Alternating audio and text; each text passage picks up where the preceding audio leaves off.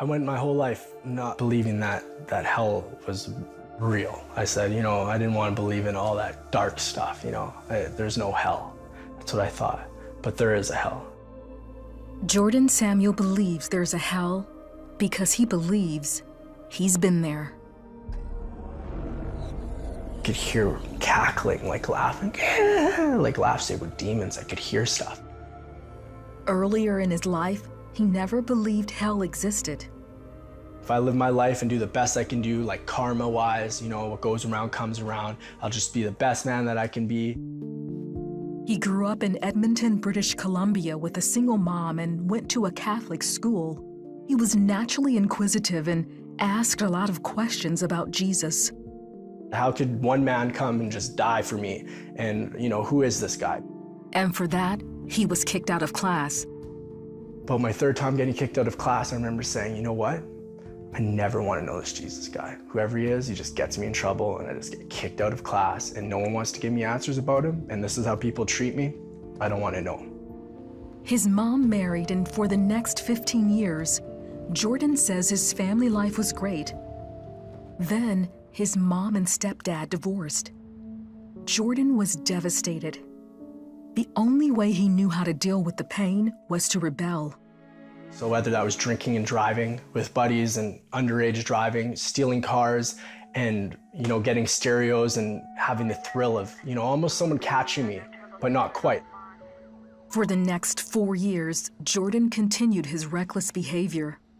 But he wanted to turn his life around, so he stopped selling drugs and started working for an oil rig company. I was making really good money at a really good house. After work one day, Jordan decided to smoke some pot. He didn't know the pipe he used was laced with crack cocaine, something he had never done before. Jordan was sure he was dying. I can feel my heart going boop, boop, boop, boop, boop, boop, boop, boop, boop, slowing down, boop, boop, boop, boop, boop, and then boop, boop, boop, like fluttering.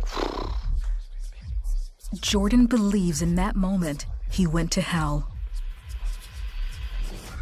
All these women and all the things you think you want in the world, money, cars, success, all these things that I had, and I was driving, I was just loving it. And then all of a sudden this car broke down. All of a sudden these women turned to huge, huge demons. And it earthquaked. And I look behind me and I can hear screaming, it's all red and black. Turn around, get out of here. It sounded like people burning, people that were just burning, that couldn't find a cure or a fix to anything. It was just the worst. And I remember being afraid, gripping the steering wheel, and then all of a sudden it was like, I'm back to my body in the trailer room. As Jordan was taking what he thought was his last breath, he made a declaration of faith to God. And my heart's going, boom, boom, like the last beat. Not even knowing why, I just said, I believe. And all of a sudden, boom, I'm gone. That's when Jordan says Jesus pulled him out of hell and took him to heaven. He was all in white. He was in a robe when I saw him. And he looked at me and he wears a crown on his head. And his eyes are fierce like fire, but there is no like color, just bright looking at me. And he just is amazing. You're at his feet. You're at the Lord's feet because he's just perfect. You worship him because he's the Almighty. You worship him because he saved us. Then Jordan believes he was standing before God. The Lord went to the right hand of the Father, and I began to get judged by the Father. And it was the worst, because what happened was he played secrets in my heart that I locked away that I only knew that I ever did. And I thought no one could do, and I could feel what God felt. And I said, Lord, forgive me. Like it was the worst feeling. And he just comes in and he hugs you. He says, all is forgiven. My old heart was broken. My old heart needed fixing. And God gave me a new heart.